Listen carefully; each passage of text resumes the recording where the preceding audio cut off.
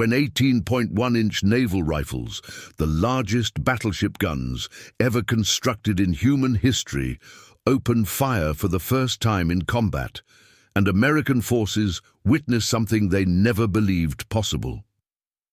That moment came in the Pacific Theater in 1945, and it involved the Imperial Japanese Navy's Yamato-class battleships.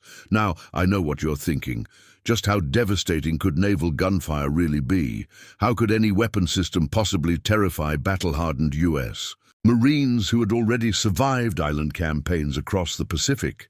But these weren't ordinary naval guns. These were Japanese engineering achievements, firing shells that weighed 3,200 pounds each, capable of penetrating armor protection that no other weapon system on Earth could defeat. And when I say horrified, I mean we're talking about the moment when American military observers first witnessed the apocalyptic firepower of the Yamato's main battery and realized the Imperial Japanese Navy had constructed something that fundamentally challenged every assumption about naval warfare. April 1945. Waters surrounding Okinawa. U.S. Marine positions are being supported by American naval forces offshore, confident in their numerical superiority, confident that American naval aviation would dominate the battlefield. They believe their destroyers and cruisers provide adequate fire support. They believe Japanese surface forces pose minimal threat, and then intelligence reports start filtering through. The Yamato is coming. The largest battleship ever constructed is heading directly toward American positions with a full ammunition load and a mission to die fighting. American commanders immediately understand the magnitude of the threat. What kind of monster is this ship? What kind of guns does it possess that can obliterate our vessels from distances we've never encountered? The Yamato wasn't just a battleship.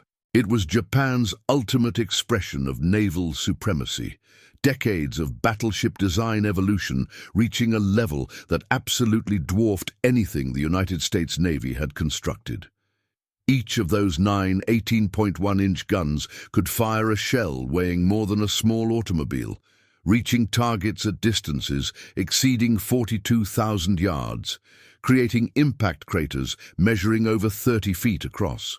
Marine infantrymen on Okinawa, who heard briefings about the Yamato's capabilities, felt genuine fear because they knew what those guns could do to shore positions.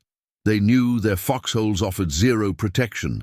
They knew that if Yamato reached bombardment range, the devastation would be absolutely catastrophic. This is a story about the moment American forces confronted the largest naval rifles ever deployed in combat.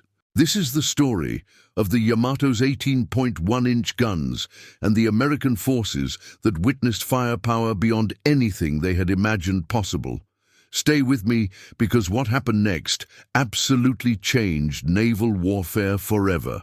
Before we dive into the explosive details of what happened when American forces first encountered the Yamato's devastating firepower, I need to ask you something.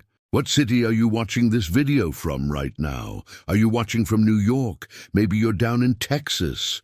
Could be you're somewhere in California, Florida, or some completely different place I'd never expect. Drop your city in the comments below, because I genuinely want to know who's watching this story and where you're from. And hey, while you're down there in the comments, smash that like button if this story about Japanese naval supremacy is blowing your mind. Show YouTube that you want more military history content like this. And if you haven't subscribed to this channel yet, what are you waiting for? We've got incredible stories coming out all the time. Stories about naval warfare, stories about epic battles, stories that will absolutely explode your understanding of World War II. Subscribe right now and hit that notification bell so you never miss a new video. Let's get back to this story, because what the Yamato's guns could do was absolutely insane. Let me take you back to the 1930s, when Japanese naval architects sat down and made a decision that would fundamentally alter the balance of naval power in the Pacific. They looked at the Washington Naval Treaty limitations. They examined the capabilities of American and British battleships, and they asked themselves one critical question. How do we build a warship so powerful that it renders every other battleship in the world obsolete? The answer became the Yamato-class battleship, and specifically the decision to arm it with 18.1-inch main guns, the largest naval rifles ever mounted on any warship in human history. Now here's what you need to understand about these weapons. We're not talking about incremental improvements over existing battleship armament. The previous generation of battleships, including American Iowa-class vessels, mounted 16-inch guns. The British King George V class used 14-inch weapons. The Germans equipped their Bismarck with 15-inch rifles. But the Japanese?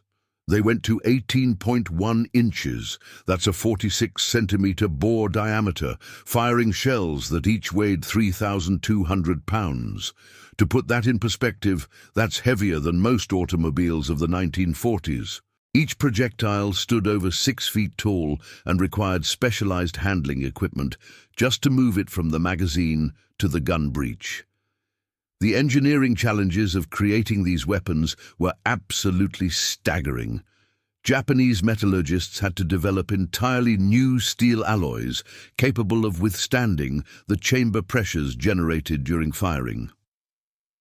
We're talking about pressures exceeding 20 tons per square inch at the moment of discharge. The barrel itself measured over 70 feet in length, weighing 165 tons each. 9 of these monsters were mounted on the Yamato, arranged in 3 triple turrets, 2 forward and 1 aft. Each turret, with its 3 guns, armored housing and machinery, weighed over 2,700 tons. That's more than an entire World War I destroyer. The ammunition for these guns came in 2 primary types. The Type 91 armor-piercing shell featured a hardened steel cap, designed to defeat the thickest armor protection any enemy vessel could mount. This projectile could penetrate 16 inches of face-hardened steel armor at a range of 26,000 yards. At closer ranges, the penetration capability increased dramatically. American naval architects who later studied captured Yamato specifications realized with absolute horror that these shells could penetrate the armor protection of any American battleship at combat ranges. The Iowa-class vessels, our most heavily protected battleships, mounted 12.1-inch belt armor. The Yamato's shells could punch through that protection like it didn't exist. The high-explosive shells were equally terrifying. Each one carried over 75 pounds of explosive filler. When these projectiles detonated, they created blast effects that could disable or destroy lightly armored vessels from the shockwave alone. American destroyer captains who received briefings about the Yamato's capabilities understood immediately that a single hit from one of these shells would utterly annihilate their ships. There would be no damage control, no fighting to save the vessel. A destroyer struck by an 18.1-inch shell would simply cease to exist as a functional warship. But here's what made these guns truly revolutionary beyond just their size. The Japanese engineers achieved muzzle velocities of 2,559 feet per second. At maximum elevation of 45 degrees, these weapons could engage targets at ranges exceeding 42,000 yards. That's nearly 24 nautical miles. No American battleship could match that engagement range. Our 16-inch guns, even with improved ammunition, topped out around 40,000 yards in practical combat conditions. What this meant tactically was absolutely devastating.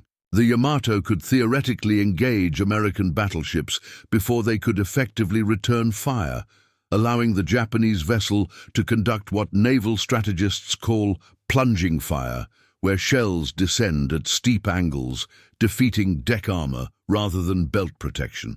American naval intelligence first became aware of the Yamato-class program in the late 1930s, but the information they received was fragmentary and often dismissed as Japanese propaganda. US. Navy analysts simply couldn't believe the Japanese had constructed battleships displacing over 70,000 tons, armed with guns exceeding 16 inches in caliber. The conventional wisdom among American naval planners held that such vessels would be prohibitively expensive and operationally impractical. We assumed the Japanese were building ships comparable to our own battleship programs, perhaps mounting 16-inch guns at most. This intelligence failure had profound consequences. When our strategic planning staffs designed the Iowa-class battleships, they optimized these vessels to defeat Japanese battleships that they believed mounted 16-inch or possibly 16.1-inch guns. The armor protection scheme for the Iowa class was calculated to resist 16-inch shell fire at typical combat ranges. Nobody in the Navy Department seriously considered the possibility that we might face 18-inch guns, because such weapons simply exceeded the theoretical limits of what naval architects considered practical for battleship construction. The first solid intelligence about the Yamato's true capabilities came from signals intercepts and photo reconnaissance missions over Japanese naval facilities. American intelligence officers examining aerial photographs of the Yamato under construction noticed discrepancies. The turret dimensions appeared larger than expected. The barrel length seemed excessive for 16-inch guns. Gradually, disturbing conclusions began to emerge. The Japanese weren't just building big battleships, they were building revolutionary battleships with armament that fundamentally outclassed anything in the American fleet. When these assessments reached senior naval commanders in Washington, the reaction was a mixture of disbelief and genuine alarm. Admiral Ernest King, Chief of Naval Operations, demanded verification. Could the Japanese really have built such weapons? Did they possess the industrial capacity and metallurgical expertise to manufacture guns of that size? Naval intelligence analysts went back to their sources and confirmed the horrifying truth. Yes, the Yamato mounted 18.1-inch guns. Yes, these weapons could outrange our own battleships. Yes, in a gun duel, the Yamato possessed significant tactical advantages. This realization forced a complete reassessment of Pacific naval strategy.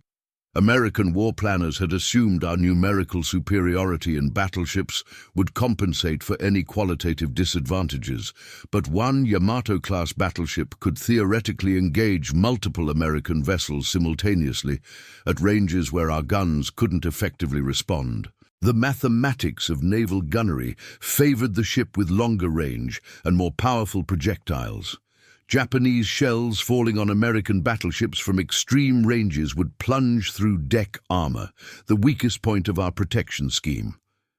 Meanwhile, our shells, if they could even reach the target at such distances, would strike at flatter angles against the Yamato's massively thick belt armor.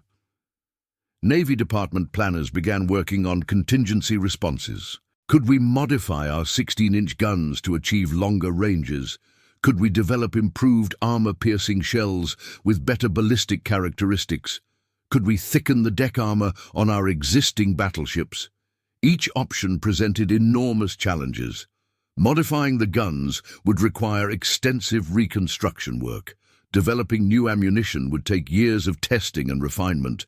Adding armor meant reducing speed or accepting increased displacement that would strain our already overtaxed shipyard facilities.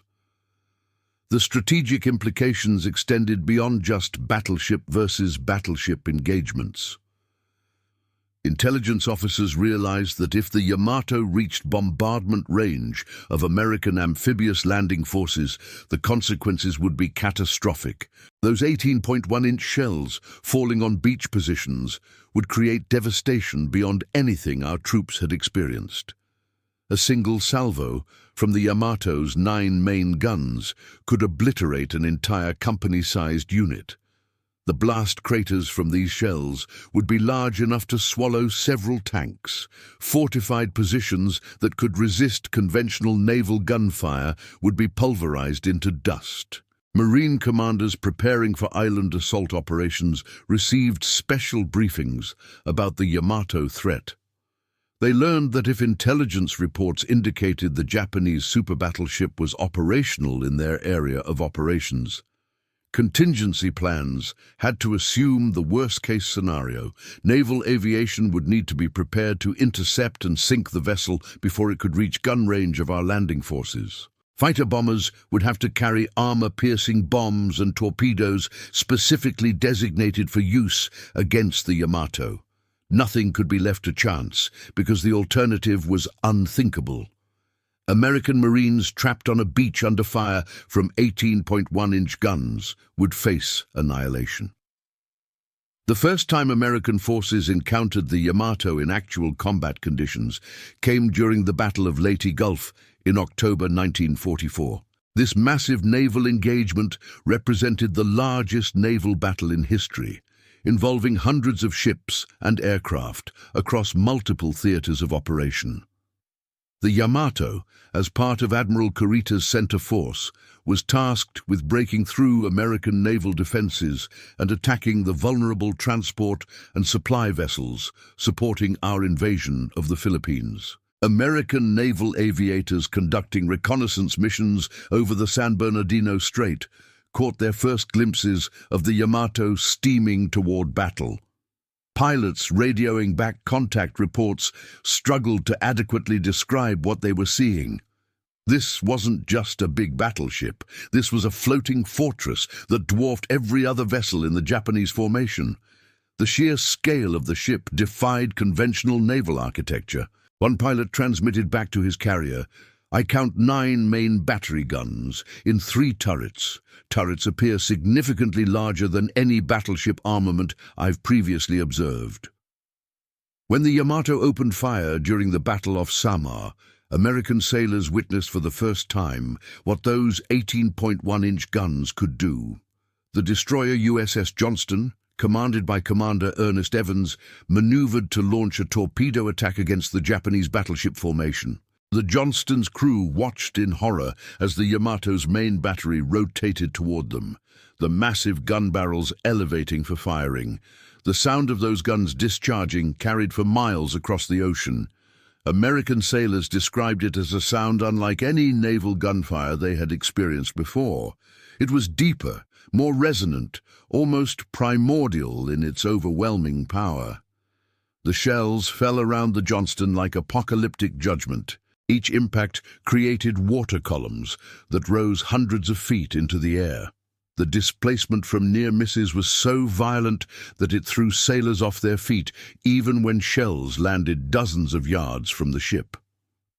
One near miss alongside the Johnston's starboard side buckled hull plates and knocked out several electrical systems from shockwave effects alone. The destroyer's executive officer later testified that witnessing those shells falling near their position was the most terrifying experience of his entire naval career.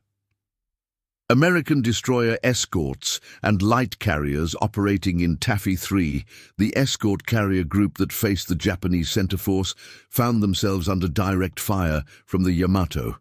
The range was extreme, over 30,000 yards, but those 18.1-inch shells could reach out and strike targets at such distances with reasonable accuracy. American officers watching through binoculars saw the flash of the Yamato's guns firing, then counted the seconds until the shells arrived. The flight time for those projectiles at such ranges exceeded 30 seconds.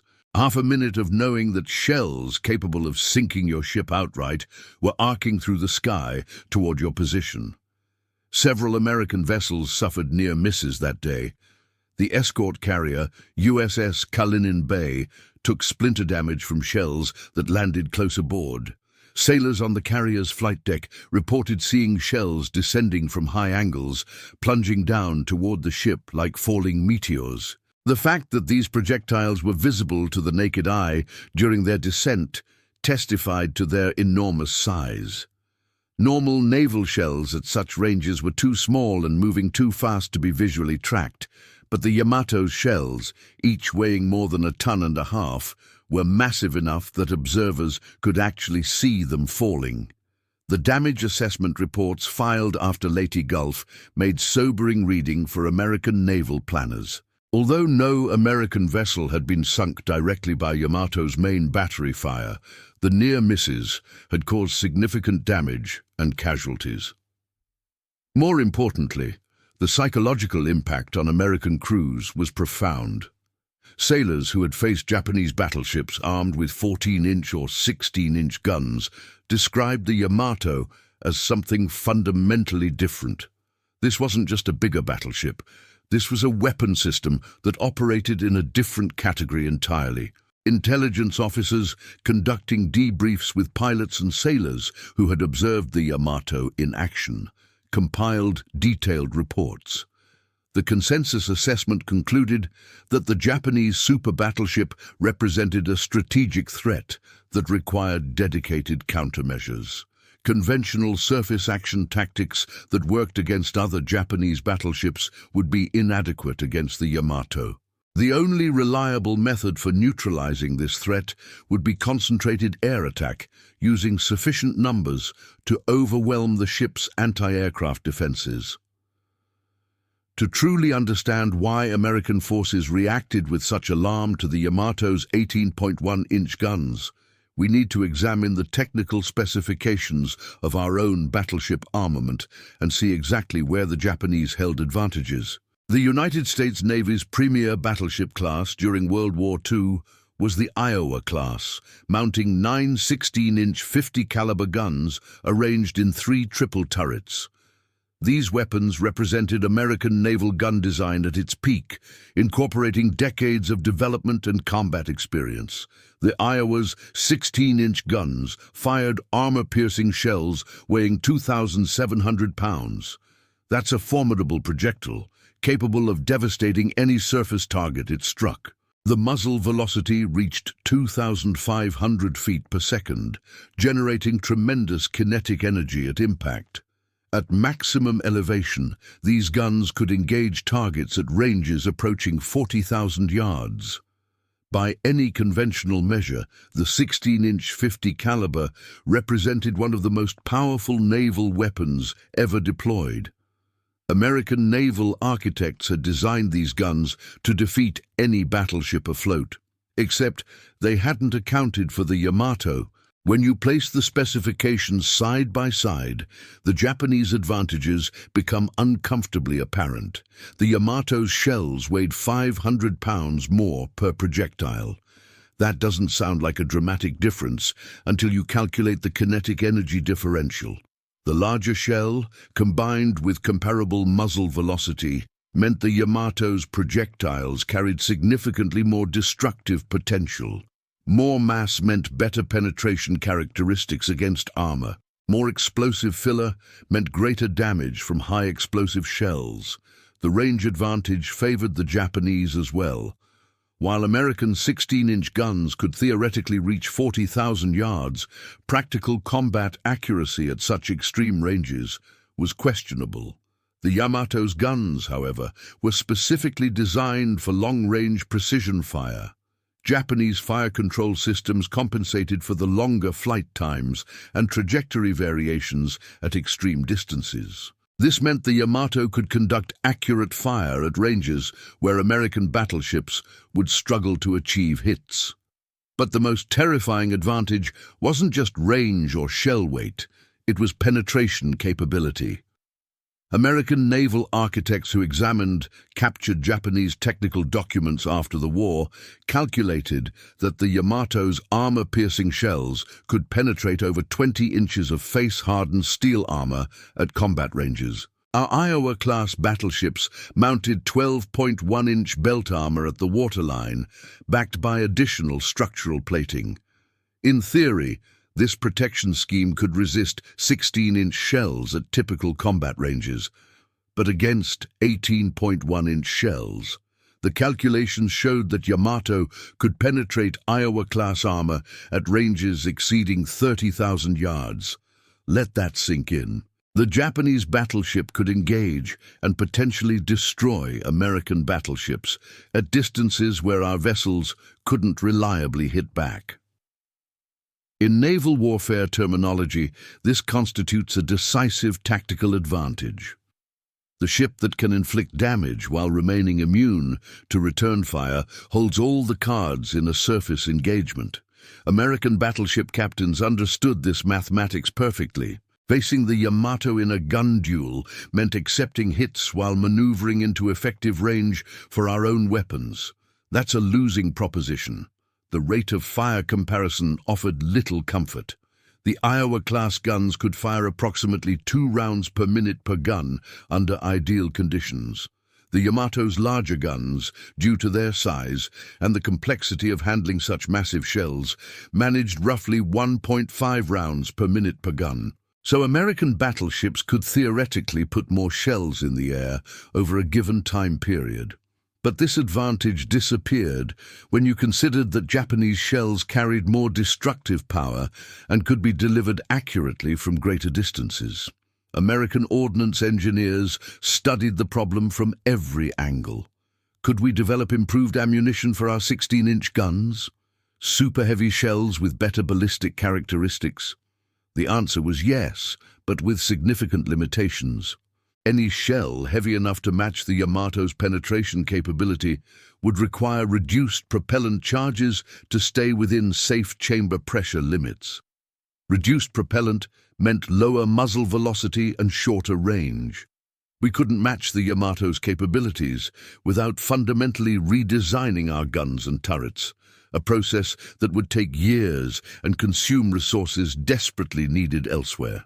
Some planners advocated for constructing a new class of American battleships mounting 18-inch or even 20-inch guns.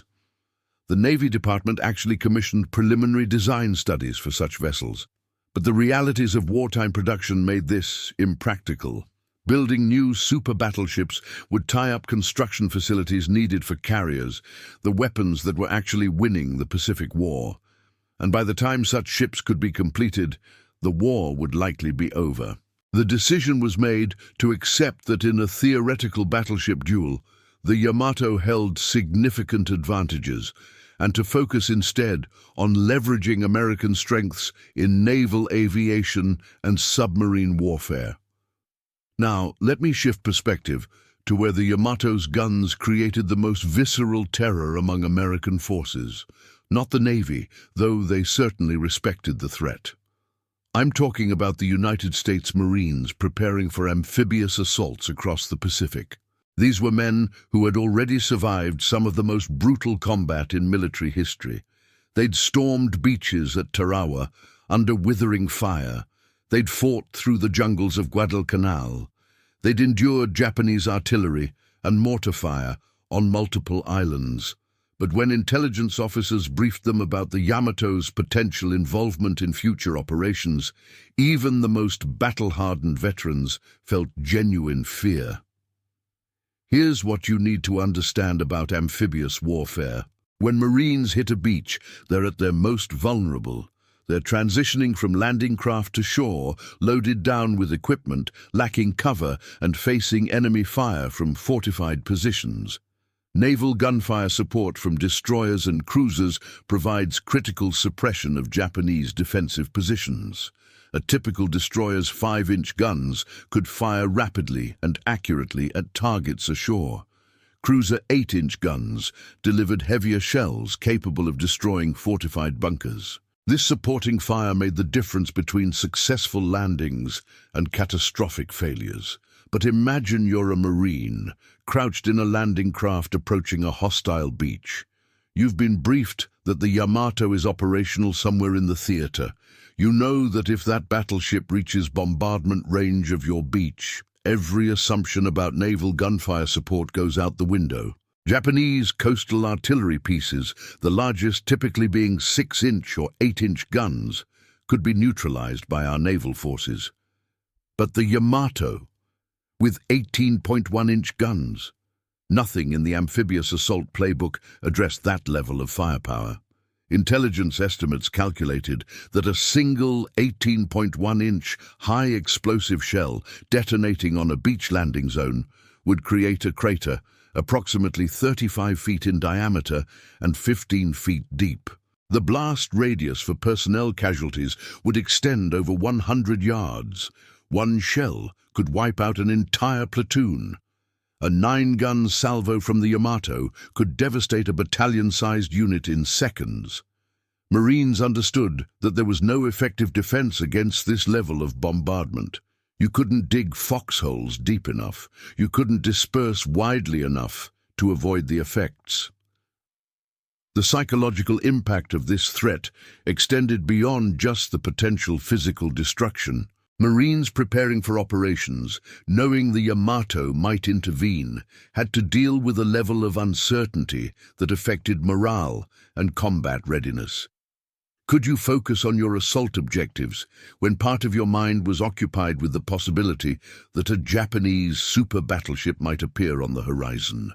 Amphibious force commanders incorporated Yamato contingencies into their operational planning. If intelligence indicated the Japanese battleship was operational and potentially able to reach the area of operations, additional carrier air groups would be assigned to anti-shipping patrol duties. Fighter bombers would maintain constant coverage of approach routes the Yamato might use. Submarines would be positioned along potential transit paths with specific orders to track and report the battleship's movements. The amount of resources dedicated to countering a single enemy vessel testified to how seriously American commanders took the threat. Some Marine officers advocated for accelerated assault timelines to reduce the window during which the Yamato could intervene. If you could get your forces ashore, secured, and dug in before the Japanese battleship arrived, the tactical situation improved marginally. Shore-based artillery and established defensive positions at least gave ground forces some capability to fight back. But staying on the beach during the vulnerable early phases of an amphibious landing while the Yamato was en route. That scenario kept commanders awake at night. Training exercises incorporated Yamato response drills. Marines practiced rapid dispersal procedures designed to minimize casualties from large-caliber naval gunfire. Assault waves were instructed to maintain maximum spacing between units. Command posts and logistics facilities were taught to establish multiple dispersed locations rather than centralized positions that would present lucrative targets. None of these measures would prevent catastrophic casualties if the Yamato actually opened fire, but they at least provided some sense that tactical responses existed. The consensus among Marine commanders was clear. The Yamato represented an asymmetric threat that fundamentally challenged the doctrinal assumptions underlying American amphibious warfare. If the Japanese could successfully employ this weapon against an invasion force, the consequences would extend far beyond the immediate casualties. April 1945 brought the culmination of American fears about the Yamato. Operation Tengo, the final sortie of the Japanese super-battleship, demonstrated exactly why U.S. forces had spent so much effort preparing contingencies for this vessel. The Japanese High Command, facing the imminent loss of Okinawa, made the decision to send the Yamato on a one-way suicide mission. The battleship would steam directly toward Okinawa with just enough fuel for a one-way trip, beach itself if necessary, and use those 18.1-inch guns to devastate American invasion forces. When American intelligence detected the Yamato departing from Japanese waters, alarm bells rang throughout the Pacific Command structure. This was the nightmare scenario planners had been dreading.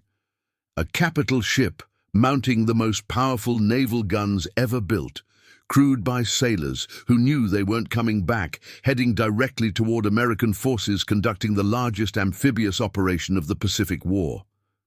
The potential for catastrophic losses was immense. Admiral Raymond Spruance, commanding the Fifth Fleet supporting the Okinawa invasion, immediately ordered massive airstrikes against the Japanese force. This wasn't going to be a measured response. Spruance committed nearly 400 aircraft from multiple carrier groups to one objective: sink the Yamato before it could reach firing range of American forces. The level of resources dedicated to stopping a single ship highlighted just how seriously the threat was taken. American pilots briefed for the mission understood they were facing the most heavily armed and armored warship afloat. The Yamato's anti-aircraft defenses included over 150 guns, ranging from 25mm automatic weapons to 5-inch dual-purpose rifles. The ship's armor protection made it virtually immune to anything except direct hits from heavy bombs or torpedoes. Pilots were instructed to coordinate their attacks, overwhelm the defenses through sheer numbers, and focus on achieving multiple torpedo hits. April 7, 1945. The weather was overcast, visibility limited. Japanese lookouts spotted the first wave of American aircraft approaching from multiple directions simultaneously. The Yamato's captain ordered maximum speed and began evasive maneuvers. The massive battleship, displacing over 70,000 tons fully loaded, proved surprisingly nimble. But no amount of maneuvering could evade 400 aircraft attacking in coordinated waves. American torpedo bombers came in low, skimming the wavetops, releasing their Mark 13 torpedoes at close range. The Yamato's anti-aircraft guns opened fire, creating a wall of exploding shells and tracer fire. Several American aircraft were hit and went down, but enough got through. Torpedoes began slamming into the battleship's hull below the waterline. Each hit opened massive holes in the ship's structure, allowing thousands of tons of seawater to pour into internal compartments. Dive bombers followed the torpedo attacks, releasing heavy bombs that crashed through the Yamato's deck armor. These bombs caused significant damage to topside structures and further strained the already overtaxed damage control systems. One bomb penetrated near the aft turret, causing secondary explosions and fires. Another struck near the forward superstructure, destroying fire control systems and communications equipment. The battle lasted approximately 2 hours. American aircraft made repeated runs on the stricken battleship, achieving an estimated 10 to 12 torpedo hits and multiple bomb strikes. The Yamato took on an increasingly severe list to port as flooding continued. The ship's commanding officer recognized that the situation was hopeless. The battleship was going to sink, and nothing could prevent it.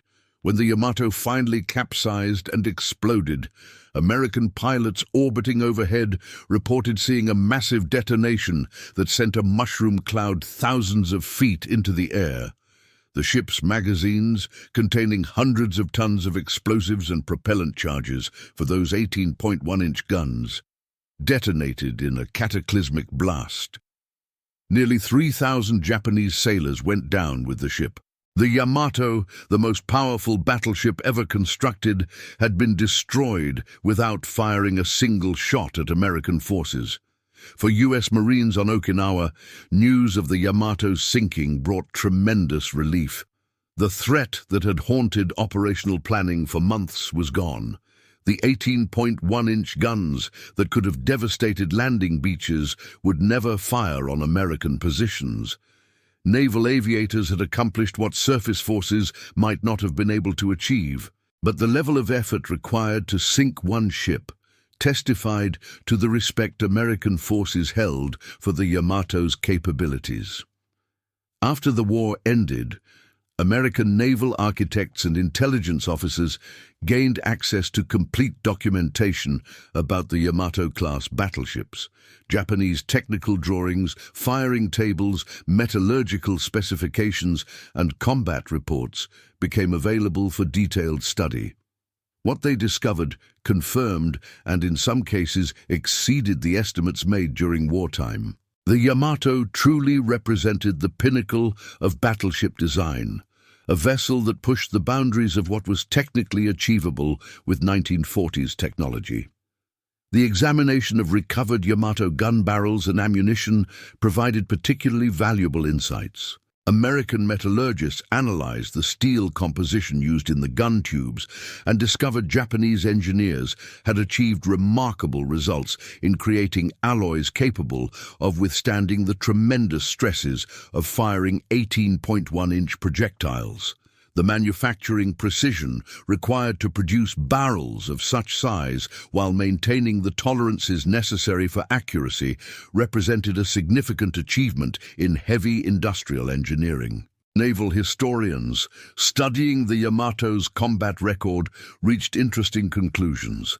The ship had fired its main battery in anger only once, during the Battle of Samar, and even then the engagement was brief and conducted at ranges where accuracy was compromised by visibility and tactical circumstances. Despite mounting the most powerful naval guns ever built, the Yamato never achieved the decisive surface action for which it was designed. This raised questions about the entire battleship concept in an era where carrier aviation had become the dominant form of naval warfare. Some analysts argued that the resources Japan devoted to constructing the Yamato-class battleships represented a strategic miscalculation. The steel, machinery, and skilled labor required to build these vessels could have instead produced multiple aircraft carriers, hundreds of aircraft, or thousands of smaller combat vessels. From a cost-effectiveness perspective, the Yamato absorbed resources that might have been better utilized elsewhere. The Japanese Navy had bet heavily on the battleship remaining relevant, and that bet proved incorrect. But other historians pointed to the psychological and strategic impacts of the Yamato's existence. American naval forces expended enormous effort planning for and eventually destroying the Yamato. Intelligence resources were dedicated to tracking the ship. Combat operations were modified to account for the possibility of encountering this vessel. Carrier air groups maintained readiness to conduct anti-ship strikes, specifically targeting the Yamato. In this sense, the Japanese super-battleship influenced American strategic decisions and resource allocation simply by existing, even without firing many shots in combat.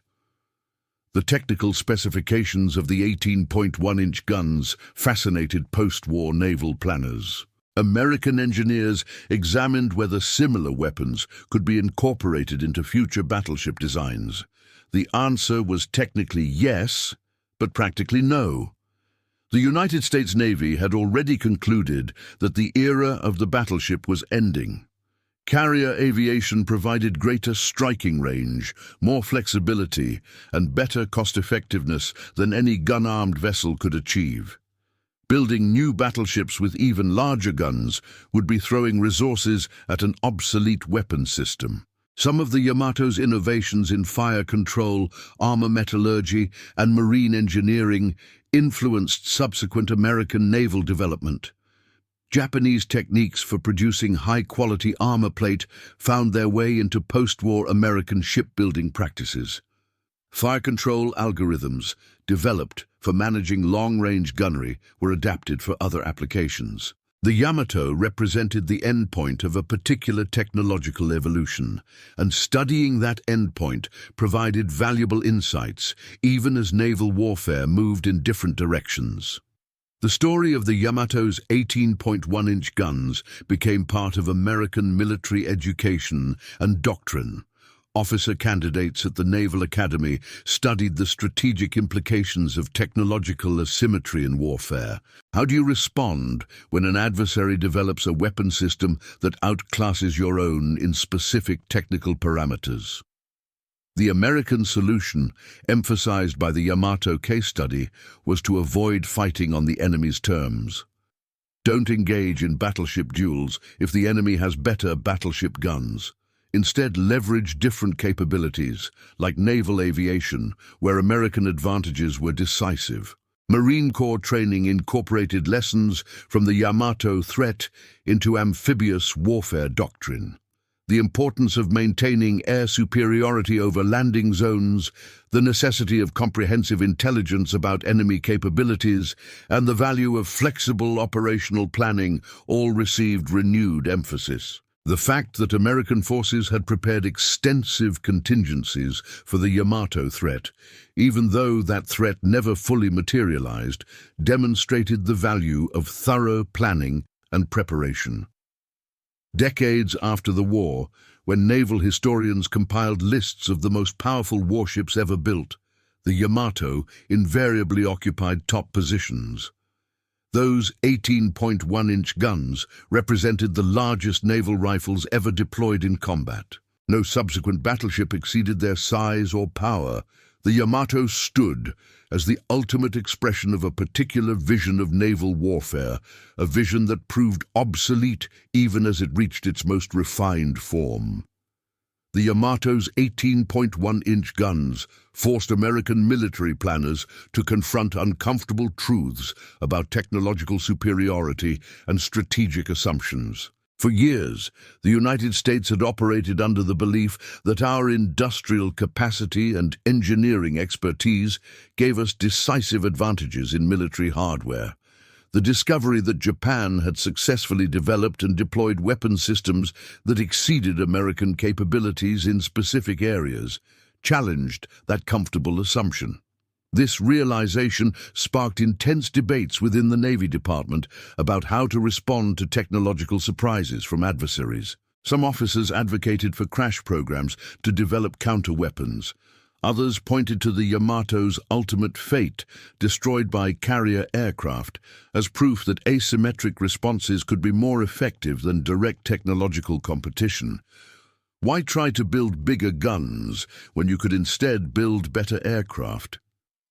The carrier aviation advocates won that debate, and subsequent American naval development reflected this victory. The United States continued building Essex-class fleet carriers and developing improved naval aircraft rather than designing super-battleships to match the Yamato. This decision proved strategically sound. American carrier forces dominated the Pacific War, achieving victory through naval aviation rather than battleship gunnery. The Yamato's powerful guns couldn't engage aircraft carriers operating hundreds of miles away.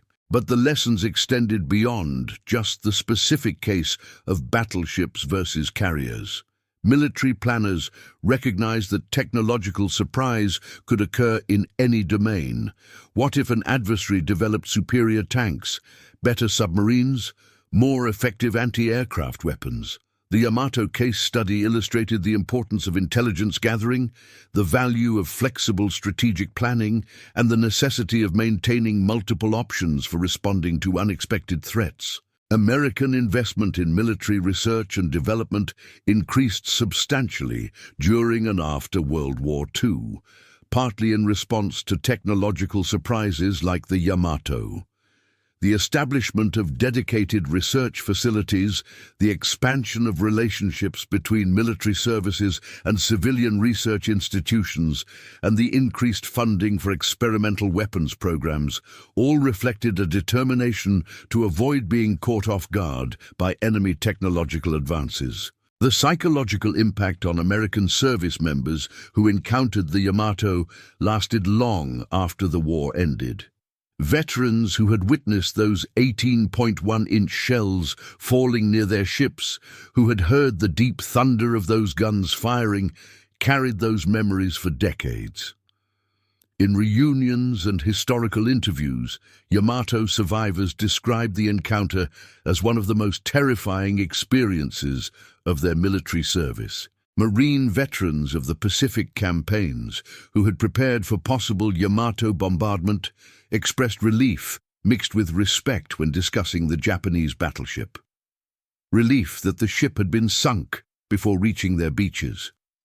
Respect for the engineering achievement it represented, and for the Japanese sailors who crewed it, knowing they faced overwhelming odds. This complicated emotional response reflected the complex realities of modern warfare. The broader strategic implications influenced American Cold War planning.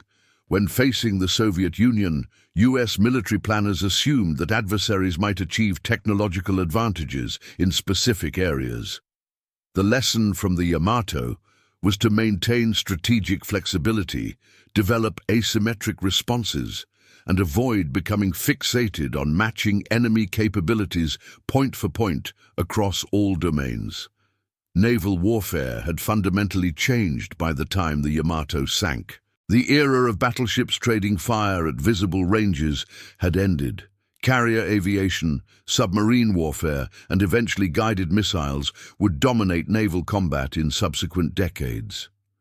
The Yamato's 18.1-inch guns represented the absolute peak of a particular technological evolution, achieved just as that entire evolutionary path became obsolete. Yet the ship's legacy persisted in military education, strategic thinking, and historical memory. The Yamato remained a case study in the challenges of technological competition, the importance of intelligence and reconnaissance, and the psychological dimensions of weapons systems. Those massive guns influenced American naval strategy throughout the Pacific War. They represented a threat that had to be taken seriously, planned for comprehensively, and ultimately neutralized through the application of American advantages in other domains. The story of the Yamato's 18.1-inch guns reminds us that warfare constantly evolves, that technological advantages prove temporary, and that victory ultimately belongs to forces that adapt most effectively to changing realities. American sailors and Marines who faced this threat demonstrated courage, professionalism, and tactical flexibility under circumstances that would have broken lesser forces. They confronted weapon systems that exceeded anything they had previously encountered, adapted their strategies to neutralize those threats, and ultimately prevailed through superior coordination, resource management, and operational innovation. We honor the memory of those American service members who prepared to face the Yamato, who developed contingency plans for an enemy they hoped never to encounter, and who ultimately witnessed the destruction of the most powerful battleship ever built. Their dedication to mission accomplishment, their willingness to confront overwhelming firepower, and their trust in American naval aviation to protect them from threats they couldn't defeat themselves exemplifies the best traditions of military service. We remember the remarkable engineering achievement the Yamato represented, even as we recognize it as a weapon system that had to be destroyed to achieve victory in the Pacific. History moves forward, technology advances, and the tools of warfare evolve, but the human qualities that determine success in combat, courage, adaptability, and determination remain constant across generations and conflicts. That's the true lesson of the Yamato's guns and the American forces who faced them.